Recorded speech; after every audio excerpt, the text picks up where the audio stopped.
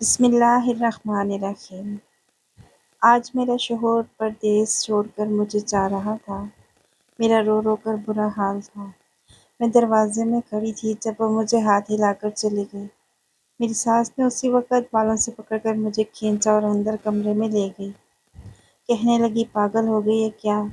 اپنے شوہر کے جانے پر ایسے نہیں روتے، یہ نحوست کی علامت ہے۔ چپ کر کے بیٹھو ورنہ پتہ نہیں میرے بیٹے کا سفر کیسا گزرے۔ ساس نے مجھے ڈانٹ دیا، میں اپنے کمرے میں چلی گئی۔ شام کو اٹھی تو دل بوجھل سا تھا۔ اماں مجھے کڑی نظروں سے دیکھ رہی تھی۔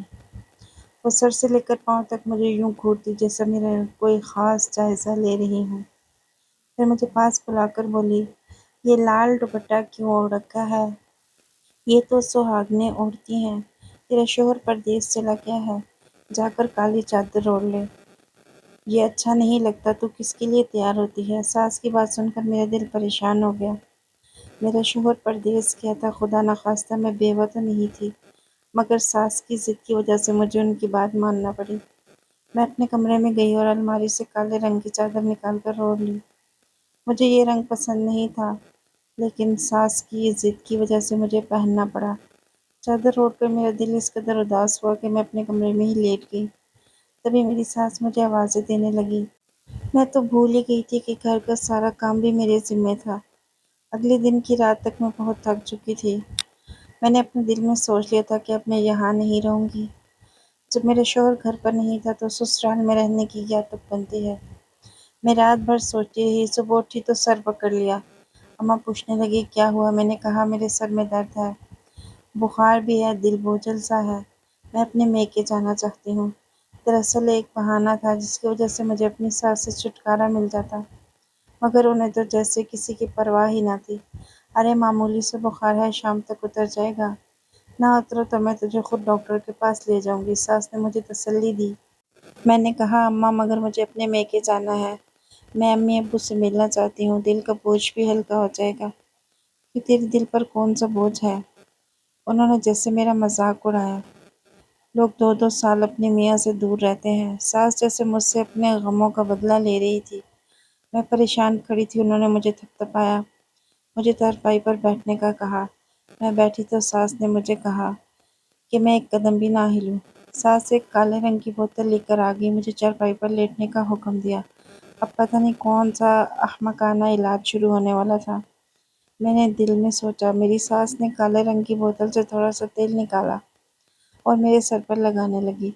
وہ تیل عجیب سا تھا، مجھے بہت سخت الجھن ہو رہی تھی، سر کے بالوں پر جیسے کسی نے تیزاب ڈال دیا ہو۔ ماں جی نے میرا سر دبانا شروع کر دیا، ساتھ ہی سر کی مالش بھی شروع کر دی۔ کہنے لگی، اب تجھے آرام آ جائے گا، یہ ایسا تیل ہے جسے 7-8 دن لگانے سے ہی طبیعت بہتر ہو جاتی ہے، ہماری ساس بھی ہمیں یہی لگایا کرتی تھی۔ میں بے بس ہو گئی۔ سر درد کا بہانہ تو کر لیا تھا مگر بری طرح پھنس گئی تھی۔ اس کڑوے تیل کی مالش کروانا مجھے بہت برا لگ رہا تھا۔ خیر آدھے گھنٹے کے بعد ساس نے میرا سر چھوڑ دیا۔ تبھی دروازے پر دستک ہوئی، میں نے دروازہ کھولا تو سامنے ایک عورت کھڑی تھی۔ یہ میری ساس سے روزانہ ملنے آتی تھی۔ اسے دیکھتے ہی اماں خوش ہو گئی اور بولی، نسرین میں تیرا ہی انتظار کر رہی تھی، دیکھو میری بہو کے سر میں سخت درد تھا، میں نے سر کی مالش کی تو یہ ٹھیک ہو گئی۔ اماں نسرین کو بڑے معنی خیز انداز میں دیکھ رہی تھی۔ بہرحال میں اندر کمرے میں چلی گئی۔ تھوڑی دیر کے بعد ان عورتوں کے لیے چائے بنا کر لائی تو میرا دل بھاری ہو رہا تھا۔ چائے پینے سے جیسے الٹی آ رہی تھی، میں جا کر اپنے کمرے میں لیٹ گئی۔ جلدی مجھے نیند آ گئی۔ رات کے 7-8 بجے میری آنکھ کھلی تو دیکھا ساس نے کھانا بنا کر تیار کر لیا تھا۔ مجھے پیار سے جگایا اور کہنے لگی، جا کر کھانا کھا لے۔ میں نے کھانا کھایا مگر میرے منہ کا ذائقہ تک بدل چکا تھا، تیل نے میری طبیعت بوجھل کر دی تھی۔ بہرحال میں نے کھانا کھا لیا۔ حیرت تب ہوئی جب ساس نے مجھے کہا، جا تو اپنے کمرے میں سو جا۔ حالانکہ ایسا نہیں ہوتا تھا، وہ مجھے عموماً اپنے پاؤں دبانے کا کہتی اور کبھی صبح کے برتن دھونا ہوتے، مگر آج میری ساس کا مہربان رویہ میری سمجھ میں نہیں آ رہا تھا۔ میں آ کر اپنے کمرے میں ایسے سوئی جیسے کسی کو نشہ پلایا گیا ہو۔ اگلی صبح تک میں سوتی رہی، مجھے اپنا بھی ہوش نہ تھا۔ صبح اٹھی تو میرا سر بھاری تھا، مجھ سے چلا نہیں جا رہا تھا۔ میں نے اپنی ساس سے کہا، اماں جی آپ نے مجھے یہ کیسا تیل لگایا ہے، اس سے میری طبیعت خراب ہو گئی ہے۔ میں نے کہا، مجھ سے تو چلا بھی نہیں جا رہا، میری طبیعت بہت بوجھل ہے۔ अम्मा ने हंसकर कहा, अरे बेटी, 7-8 दिन के बाद ही ये तेल असर करेगा। शुरू में इस तेल की वजह से तबीयत खराब रहती है। सास की बात पर मैं मुतमईन हो गई, मगर मुझे अजीब सा लग रहा था। अगली रात थी जब मेरी तबीयत ऐसी ही बोझल थी। मैंने सोचा इस तेल से छुटकारा पाने का यही तरीका है कि मैं अपनी सास की तेल वाली बोतल ही छुपा दूं। चुनांचे मैंने ऐसा ही किया। शाम को वो अपने किसी काम से बाहर गई तो मैंने वो तेल की बोतल लेकर पौधों के गमलों के पीछे छुपा दी कि अगर ज्यादा हंगामा किया तो उन्हें बता दूंगी। अब मुझसे ये बर्दाश्त नहीं होता था। रोज रोज की अजियत थी। मैंने तेल तो छुपा दिया, मगर सास ने जब रात को तेल ढूंढना शुरू किया, कहने लगी, तेरी मालिश करनी है, तेल गुम हो गया है। मैंने लाइल्मी का इजहार किया, तब अम्मा जी ने इस कदर शोर मचाया कि सारा घर सर पर उठा लिया। उस वक्त मुझे अजीब सा महसूस हुआ। अम्मा को मेरे सर के दर्द से इतनी भी क्या गर्ज थी, और ये मेरी सास इतनी अच्छी कैसे हो सकती है। मेरी सास के रवैया तो मेरे साथ ऐसा था। इनसे इतनी भलाई की तवक्को रखना एक गैर मामूली सी बात थी। बहरहाल, मैं जो पहले इरादा किए बैठी थी कि गमलों के पीछे से तेल की बोतल निकाल दूंगी, तो मैंने अब अपना इरादा बदल लिया। मुझे रात भर नींद नहीं आई। सुबह भी तबीयत बोझल होती थी। भला ऐसे इलाज की क्या जरूरत थी जिसकी वजह से मेरी तबीयत खराब हो। एक रात के लिए मैं अपने कमरे में गई तो मुझे सुकून हुआ। सास ने बाहर से मेरे कमरे का दरवाज़ा बंद कर दिया, बल्कि उसे ताला लगा लिया। मुझे हैरत सी हुई। आज मुझे नींद नहीं आ रही थी। थोड़ी देर गुजरी तो मुझे बाहर से कुछ लोगों की आवाज़ें आने लगी। ये आवाज़ें जैसे सरगोशियों की थीं। मैंने अपने कमरे का पंखा बंद किया और इन आवाज़ों को गौर से सुनने लगी। कुछ घसीटने की आवाज़ें भी आ रही थीं, बल्कि 2-4 आदमी एक साथ थे। मेरी सास उनके साथ थी। वो उनसे न जाने क्या कह रही थी। पूरे घर में अंधेरा था। मैंने भी अपने कमरे की रोशनी बुझा रखी थी। मैंने देखा 2 आदमी हल्की सी रोशनी में हमारे सहन से बाहर वाले दरवाजे से निकल रहे थे। पहले मैंने सोचा ज़रूर मेरी सास का कोई रिश्तेदार होगा, लेकिन रिश्तेदार होता तो यूं चोरी छुपी आकर मिलने की क्या ज़रूरत थी। सामने आकर भी तो मिल सकता था, यानी दिन के वक्त, मगर रात को ही क्यों आए। अब तो मेरा शक और भी पक्का हो गया था। सुबह उठी तो मैं बिल्कुल तरोताज़ा थी। मेरी तबीयत ज़रा भी ख़राब नहीं थी। मेरी सास ने मुझे देखा तो कहने लगी, तू रात को सो गई थी ना? मैंने कहा, जी अम्मा, मैं सो गई थी, लेकिन मैं जानती हूँ अभी भी तेरी तबीयत ख़राब रहेगी। मैं आज तुझे नसरीन की माँ के पास ले जाऊँगी। तुम तो जानती हो वो कितनी माहिर है। उसे हर किस्म की औरतें दवा लेने आती हैं, चाहे वो बीमार हो या तंदुरुस्त हो। मेरी सास ने मुझे समझाया, मगर मैं जानती थी नसरीन की माँ महज एक नीम हकीम के सिवा कुछ भी नहीं थी, इसलिए मेरा उसके पास जाने का कोई इरादा नहीं था। अम्मा, अब मैं ठीक हूँ, मुझे कोई ज़रूरत नहीं है वो कड़वा तेल लाने का। मैंने कहा तो अम्मा कहने लगी, तू ठीक है या ठीक नहीं है, मैं फिर भी तेरा इलाज करवाऊंगी। तुझे अपनी फ़िक्र नहीं, लेकिन मुझे है। तू शाम को तैयार रहना। अम्मा की बात सुनकर मैं बहुत ज़्यादा परेशान हो गई।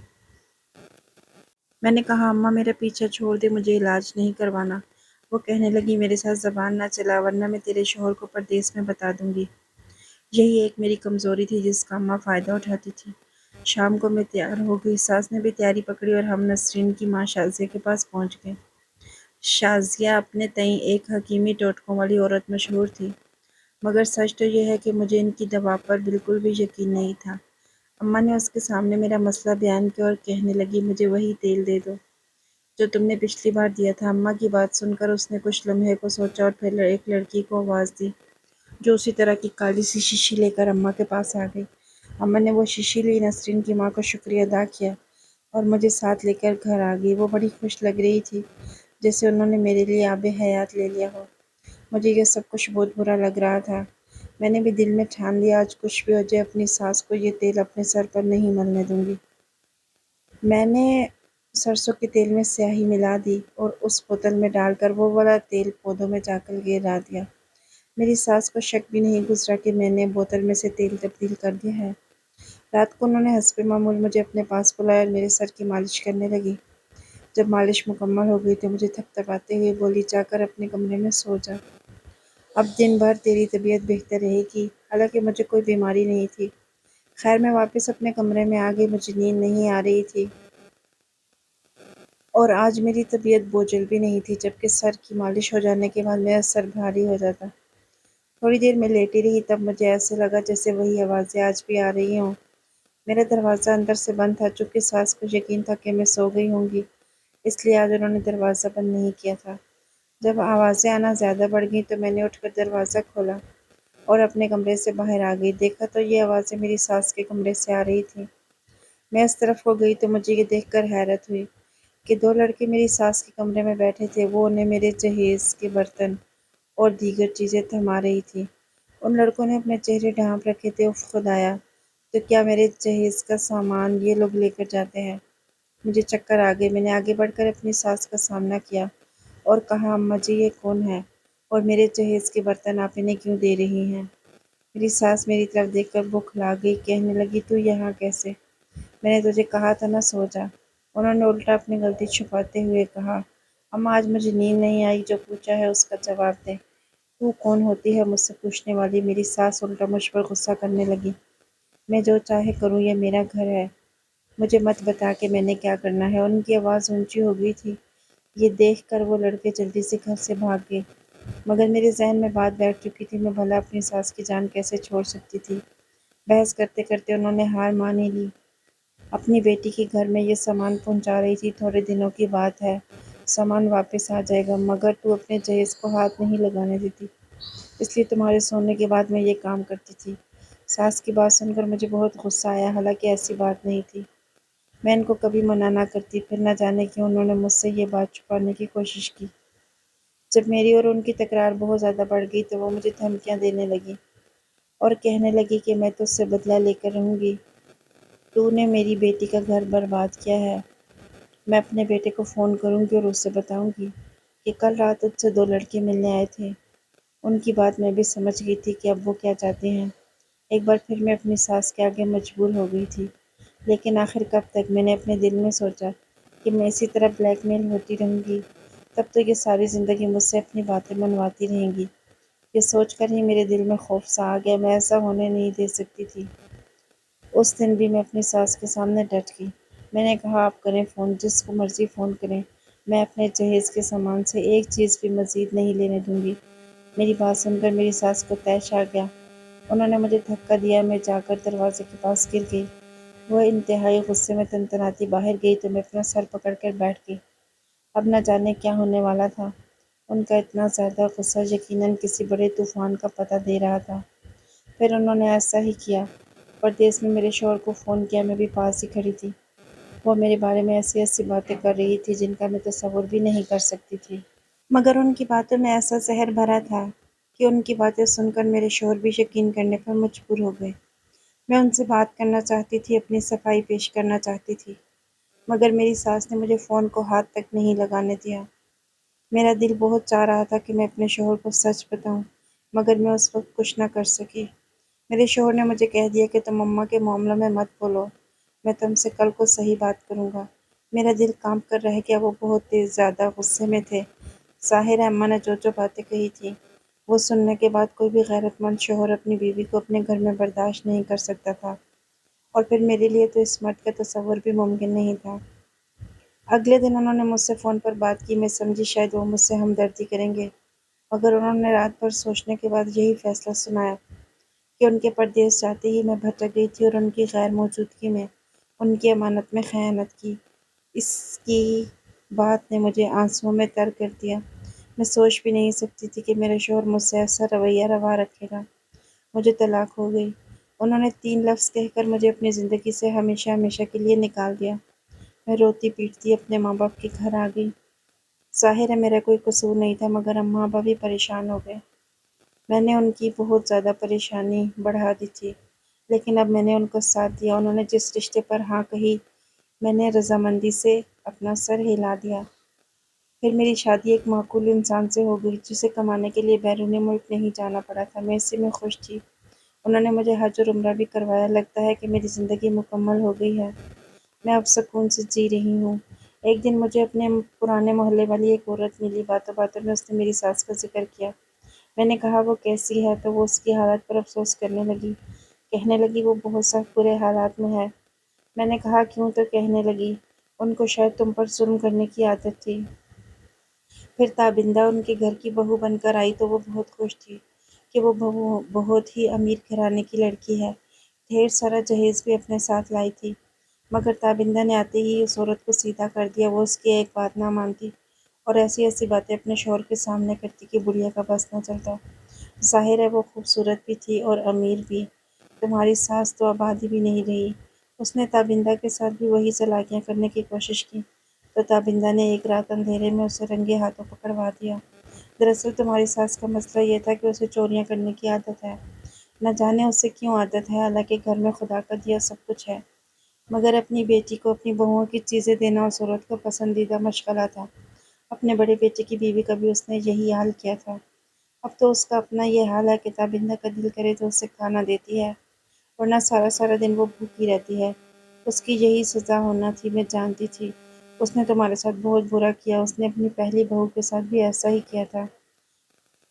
میں اپنی ساس کا حال سن کر خوش تو نہیں ہوئی، کیونکہ کسی کو تکلیف میں دیکھ کر خوش نہیں ہونا چاہیے، مگر سچ یہ ہے کہ انسان کو اس کے کیے کی سزا ضرور ملتی ہے۔